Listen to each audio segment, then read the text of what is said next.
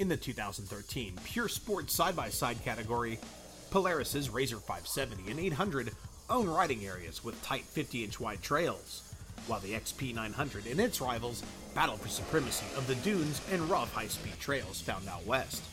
So where does this leave the once almighty RZR S?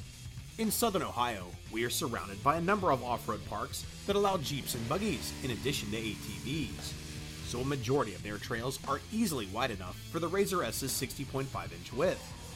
However, most of the trails are tight enough that you don't really need the explosiveness of the XP's engine, or its longer wheelbase.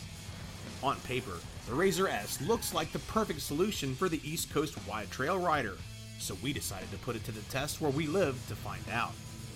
The RZR S is powered by Polaris's high-output 760cc inline twin water-cooled 4-stroke engine, reported to produce 55 horsepower.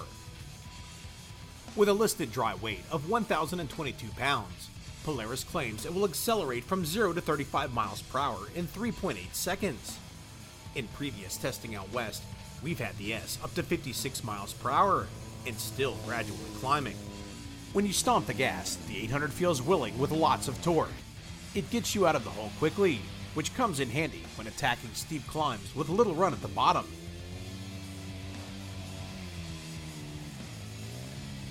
There's power to spare for cruising wooded trails, which makes it a blast to race from corner to corner in the trees. There's enough power to keep things fun in wide open spaces. However, the dated pushrod engine design lacks the explosiveness of the XP's modern overhead cam engine. You can get the S to slide, but it takes a bit more timing and throttle. The S's power plant doesn't allow the same level of control over the vehicle for carrying the front end over whoops or jumps, due in part to less horsepower, but more to the fact that the S simply doesn't build RPMs as quickly as the XP. That being said, no other UTV on the market at or below this displacement slides or jumps as well as the RZR S. As the trail tightens up and gets more technical, the strong torque and smoother power delivery of the S's engine works to its advantage. It doesn't feel overwhelming in tricky situations and does a good job of taking advantage of any available traction.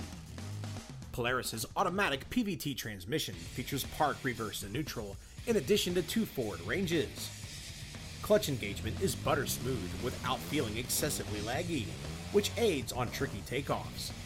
We found high range perfect for most trails, while low range came in handy for rock crawling and the most intimidating ascents. We'd like to see this unit come standard with engine braking, if not Polaris's active descent control. You can use the engine for braking on long descents, but it requires feathering the gas pedal to keep the PVT engaged. Shifting into low range will further help. The two-wheel drive all-wheel drive system allows you to shift from full-time two-wheel drive to all-wheel drive on the fly. In all-wheel drive mode, if you hit the gas and the rear wheels begin spinning marginally faster than the fronts, the front end locks in and begins pulling. This lets you enjoy light steering a majority of the time, while providing extra traction in the slippery spots. At 60.5 inches wide, the RZR S enjoys a notable advantage in stability compared to the 50-inch RZRs, and all of the sport utility UTVs we've tried. Even compared to the latest high-dollar machines on the market, the RZR S's stability is rock solid in corners and on off-camber trails, thanks to its adequate width and low center of gravity. At 77 inches long, the S has the same wheelbase as the 50-inch RZR. This helped keep the turning radius manageable in most situations, and we rarely had to employ a 3-point turn. With the tires protruding from the front of the machine, the RZR S can attack some pretty gnarly approach angles without dragging the front of the car. The S does an amazing job of hugging the hill on steep climbs, boosting your confidence in what's possible, then rewarding you for it. Thanks to its extra width, the RZR S is able to run 2-inch taller tires compared to the 50-inch RZRs, and gain stability at the same time. The 27-inch ITP 900 XCTs come mounted on sharp-looking cast aluminum wheels. The tire's taller size, combined with longer control arms and more suspension travel, yield 2 more inches of ground clearance at 12 inches. Load down the car with 2 occupants and take a run through the rocks, and the extra 2 inches of ground clearance feels like an extra foot. We were surprised at the size of some of the rocks and logs we were able to traverse without dragging the bottom of the machine. For times when we ran out of ground clearance, the plastic skid plates are a welcomed feature, but we'd switch out to something a little tougher from the aftermarket if you plan on driving in sharp rocks. Steering on the S is responsive, but by no means twitchy. The car does a good job of going where it's pointed without ever doing anything unexpected. We found the steering to be pretty light, without the aid of electric power steering.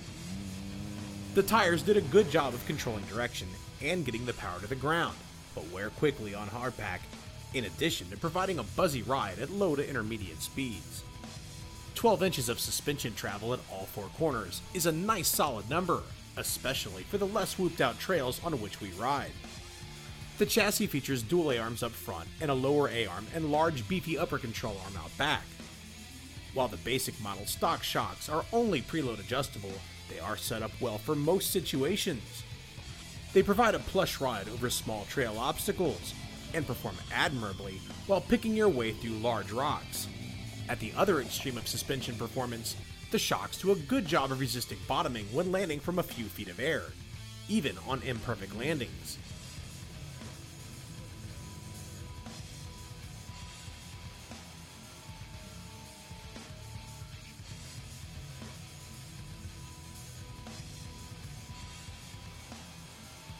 Rebound damping was a little bit on the fast side for whoops, although it never started bucking or swapping uncontrollably. For entry-level shocks, they work respectably well everywhere, and quite well in the typical trails we encounter in the eastern part of the country. The biggest drawback to these shocks is that they are not rebuildable. This means that if you ride your RZR regularly, you can expect to face the expense of purchasing aftermarket shocks in a couple of years. Or spend a little more now and get one of the limited edition models, which come with Fox Podium 2.0 piggyback reservoir equipped shocks stock, which are rebuildable and feature compression damping adjustment. Braking performance is superb on the S, thanks to hydraulic disc brakes at all four corners. The front brakes feature dual piston calipers enhancing power, while steel braided brake lines increase power, improve feel, and help resist fading. Feel through the pedal is quite good. While we wouldn't call them overly sensitive, you can lock all four wheels up and stop on a dime. The cockpit on the S is well thought out, although a little bit on the small side, according to many drivers over 6 feet tall. A tilt steering wheel, plus the best designed passenger grab bar on the market with adjustable reach are great features. The seats can be slid forward or rearward, but require removing the seat and loosening 4 hex head bolts on the bottom of the lower rails to change their position. This is a pain when the occupants are radically different in height, but both want to take turns driving. The seats are placed low in the car, lowering the center of gravity while providing a good feeling of what the machine is doing underneath you. Storage and towing are provided by a 3-gallon water-resistant glove box that resides on the passenger side, in addition to dual cup holders found in the center console. The rear cargo bed features 300 pounds of capacity and features Polaris' lock and ride system. A rear 1¼ inch hitch receiver allows you to tow an additional 1,500 pounds. Casey Martin showed us what the RZR S was capable of, while the RZR S helped show test rider Jennifer what she was capable of, as she got up the courage to get her first bit of airtime in an off-road vehicle ever. Of the half dozen or so vehicles we've let her ride or drive, this is the first she was asking to take out and drive again. Guys, if you want to get your lady into off-roading, here's your ticket.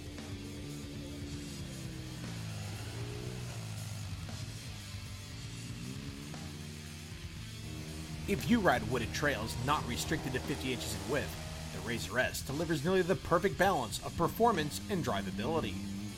While the RZR S may no longer set the standard for side-by-side performance, it's still one of the most well-rounded sport UTVs on the market, and the price of the base model we tested continues to offer performance for the dollar that keeps it in a class by itself.